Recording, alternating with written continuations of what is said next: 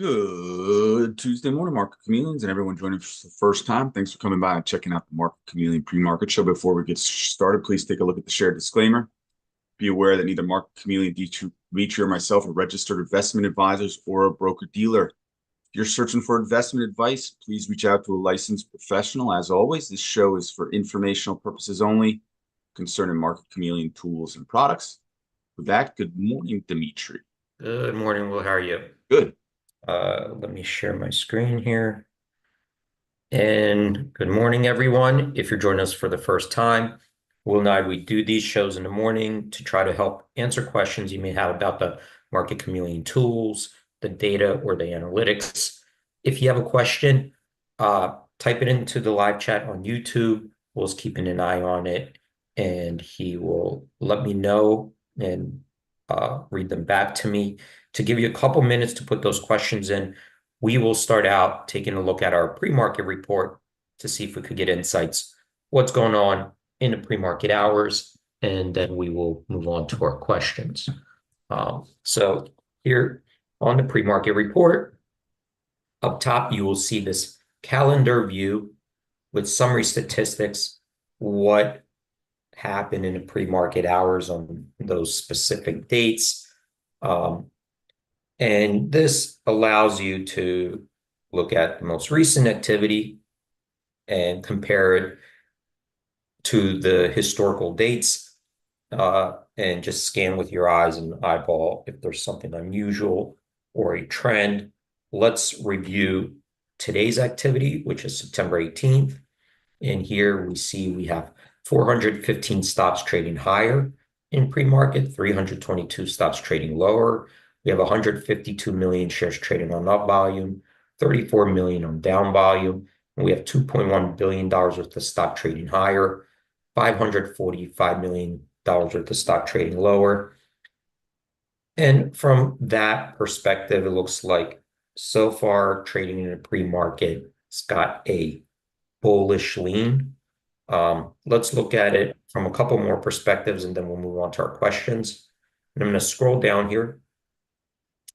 And now we get this granular view of the pre-market trading. We see actual stock symbols with price changes, volume, and we also see the most active list, our biggest percentage gainers list, and our biggest percentage decliners. And here we see 30 stocks made it onto our biggest gainers list, 28 on our biggest decliners. So that's a little bit more balanced and mixed bag. Now, with pre-market trading, it's important to know that sometimes you could have trades, but it's on very low volume, or you could have a very low liquidity. And to make it onto this list, we've set thresholds in place, minimum thresholds that the trading activity has to meet, and then it could make it onto this list. So it will eliminate all the other stocks from this list that don't meet those thresholds. But if it meets those thresholds and makes it onto this list, it could include small cap stocks, it could include ETFs, it could be closed-end fund and preferred stock, even like a leveraged ETF or an inverse ETF that moves in the opposite direction. And to narrow down this particular list to a small group of stocks, we could use the available filters above. There's a filter here in my watch list, and you could use that here or in other places where we have, reports. And this allows you to narrow down the stocks you want to analyze to a particular unique group of stocks you save to your own watch list. If you only want to look at 10 particular stocks that you saved to your watch list, you gave it a name, you drop this down, select it, and then this will get filtered by your watch list. I'm going to use another filter in ETF in our example, because this also is something you'll find in other parts of the website. And this is a similar concept. It allows you to filter out this list by the stocks that are holdings in an ETF. So let's see how that works. If you click on it, you see there are different ETFs to choose from. We're going to go ahead and select SPY. And when we do that, then the report below, you could see got filtered by stocks that are holdings in the SPY ETF, which, is kind of similar to saying, I have a watch list of S&P 500 companies. SPY is the S&P 500 ETF. The holdings are the S&P 500 companies. And now you can see we narrowed down the group of stocks we're analyzing to those S&P 500 companies. And two of them made it onto our biggest percentage gainers list, one on our decliners. That also somewhat of a mixed bag. And I guess the indication is maybe that the market right now is kind of neutral to slightly bullish, based on the perspectives we looked at. Well, we gave it a couple minutes, so I think at this point I'll take some questions. Well, Sante's on and he asked a question yesterday. I don't think there's an answer for it, but he's on and he asked it again. So he said, if you can comment on how to interpret if someone is building a long or short position, checking the time and sales for big trades. Yeah, so there's no, I'm just going to navigate away, but just as I'm trying to. Before as you're navigating, can I go in and share my screen one more time? Yeah. So when there's really no indicator that says somebody is building a long or short position, right? There's no such thing as here. You could look at the time in sales, and then the time in sales just tells you exactly here's what this person's doing. They report trades, so the time in sales will. Okay, let me share my screen again.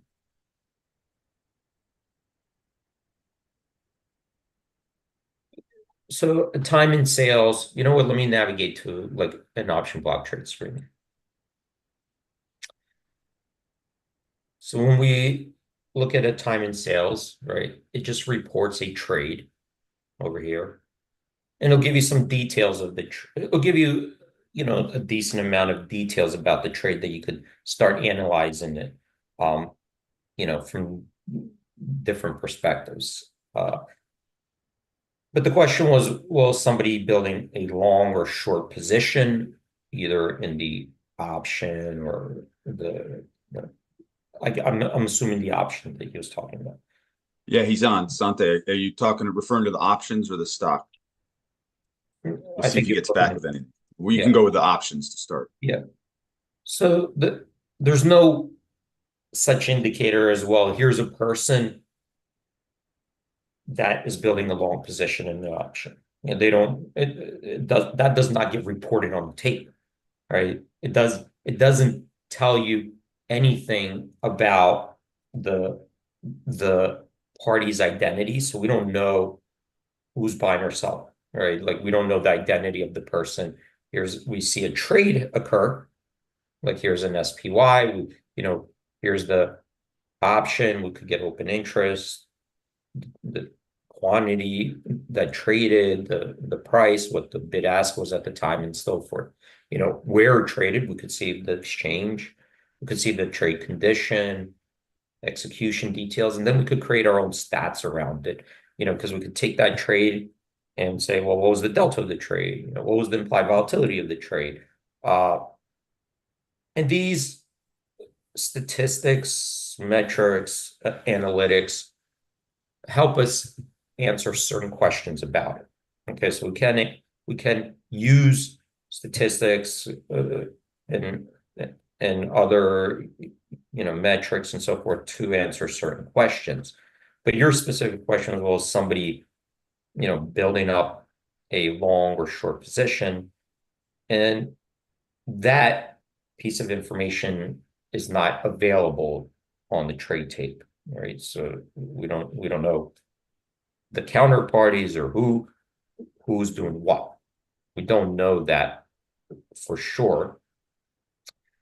So given that, we sometimes there are clues to what may be going on. Okay, so sometimes we can get clues, but it depends on the circumstances and like the surrounding um, information. And we can see if there's a specific like trend in the implied volatility in the trading. So if we see a particular option, let's say that's repeating 561 put, well, we could see how's the implied volatility changing from trade to trade. And if we see a certain trend, like a stock trend, then that could point to a pressure coming from one side, right? So if a stock is going up, right, what would the pressure would be on the buy side? Because for the stock to move higher, somebody has to be willing to pay higher prices, right? And the pressure on and this just basic supply and demand, right? Supply and demand principles. If it's moving up, then more buyers than sellers, moving down, more sellers than buyers. So with options, we look at the implied volatility because the options are derivatives, so the value of the option will change with the stock price or other factors.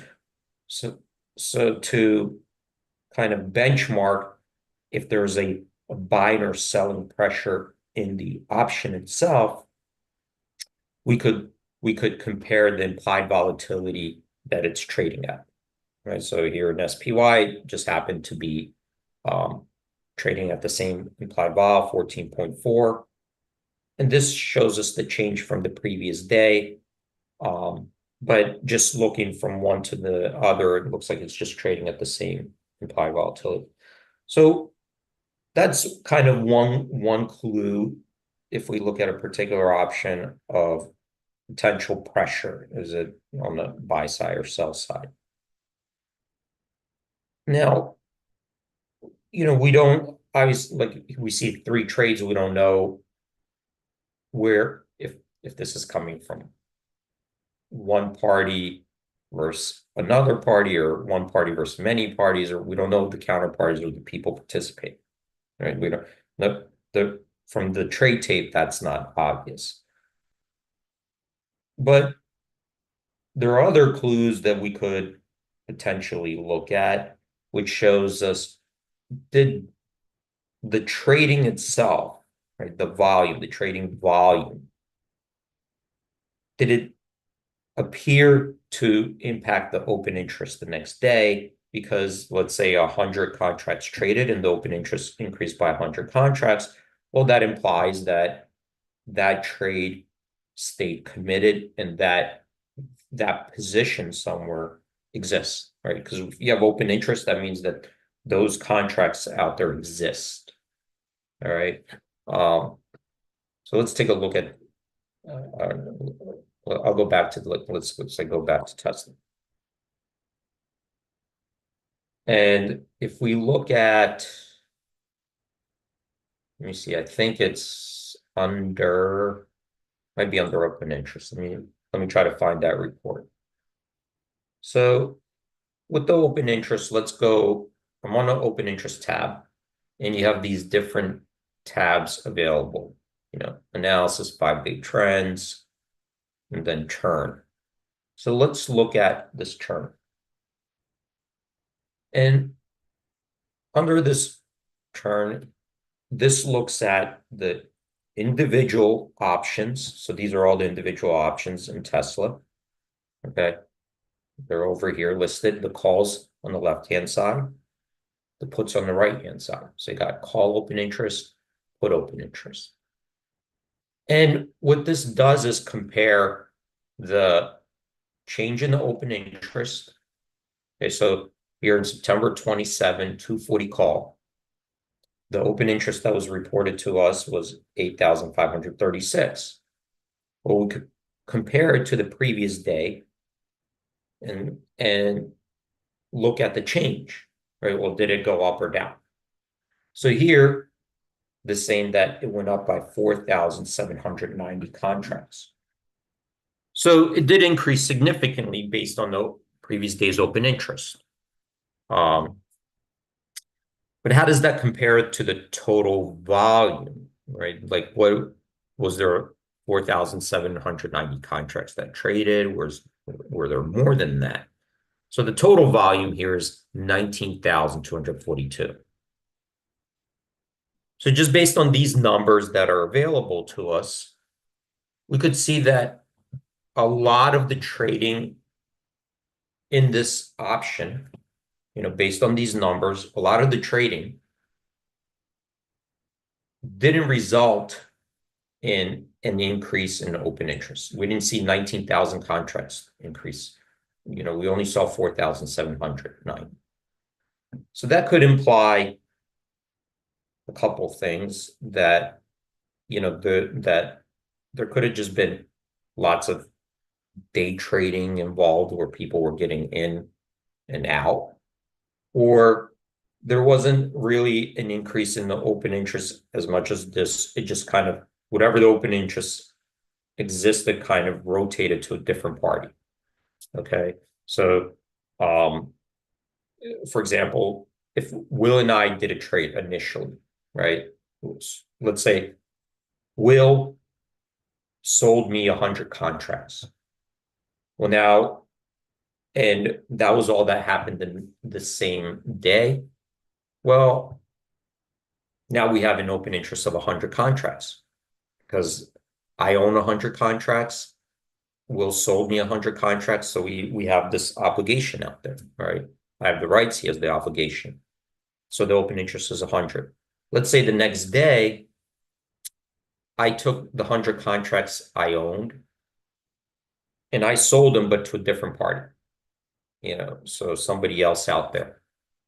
Well, that created a volume of 100 because we did trade 100 contracts, but it didn't increase the open interest because I just transferred the risk, my risk, to somebody else. Will still obligated just to a different party. So the open interest remained the same, okay? Even though there's a volume of 100, but there's no new contracts that were created, okay? So when we look at that volume, that's something to consider where, how much of it was just transferring of existing risk and how much of it was, maybe day trading. But out of when we're talking about building up positions, right? Because we're like, are these building up? Well, you could see that, yes, there are more, there was an increase in open interest. There was more interest, more commitment to this particular trade, but relative to the total volume, it didn't represent a big percentage because only 25%, see over here, only 25% of the total volume appears to have converted to an increase in open interest, right? To build, a bigger position that's risk being held, right? So that's one way we could start looking at it is, how much of that trading is actually a increase in open interest. So let's just look at on the other side, on the flip side, here's the put. And here we see there's a volume of 2,620. And we could see that if we compare the new open interest to the previous day, it increased by 2,620. Well, that implies that that entire volume, right? That entire volume increased the open. It wasn't, just like a day trade that was in and out between the same parties, and it wasn't like just the simple transfer of risk from one party to the other that had these existing positions. This increased the open interest. These were new positions being established, right? That's what that implies. And then over here we have some stats to kind of indicate to us, well, what were the trade conditions of the volume, right? And here it says this is single leg. So this looks like the particular trade or trades didn't involve this didn't involve a spread like a multi-leg trade. It wasn't tagged that way, and it wasn't a contingent trade, which would have involved some other contingency like a stop. This was basically reported as a regular way, buy or sell a put. Okay, well, someone bought, somebody sold, but it wasn't part of another leg. So given that, that looks like, yeah, there was a Jan 10 put, and the position increased by 2,620, which is like way out of, why it happened. I have no idea, but that's what the data shows. Okay.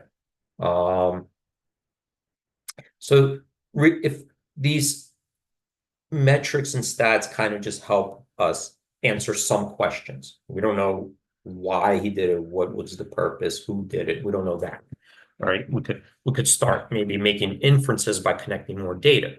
Right. So sometimes you look at a position or a change and it could make sense because, well, earnings are coming up and somebody's, buying options, or maybe some news is coming up and somebody's buying or somebody's selling options. So you could start making inferences by connecting more and more data and information, but these would be like starting points, and you could see just this helps us answer some questions.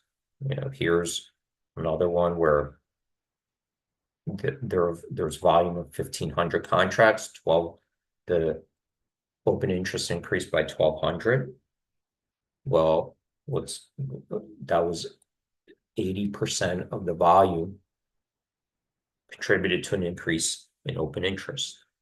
Okay, so those are the type of questions that we could try to answer. And this is just the ratio saying that if we took the volume and divided it by the change in the open interest, so the volume was 1.3 times greater than the change in open interest. Here, it's a little bit different. The volume was almost 30 times greater, right? There's 30,000 contracts traded. It was almost 30 times greater than the change in open interest. Okay, so we could go and look, but this shows that there wasn't necessarily new positions being opened up in that contract. Could have been just transferring of risk from one party to the next, or maybe just in and out trading, but this implies that there is no, even though there's significant volume, this shows that it didn't contribute to a significant amount of new open interest, on a relative basis. Only 1,000 of those out of the 30,000. So hopefully that kind of helps, give some insights on that question. Yeah, that was super helpful, D. Great job as always. We're about 5 minutes away from the opening, so everyone's got a good chance to set up their computers and ready to go. Thanks as always, D. All right. Thanks everyone for joining. Stay safe out there. Have a great trading day, and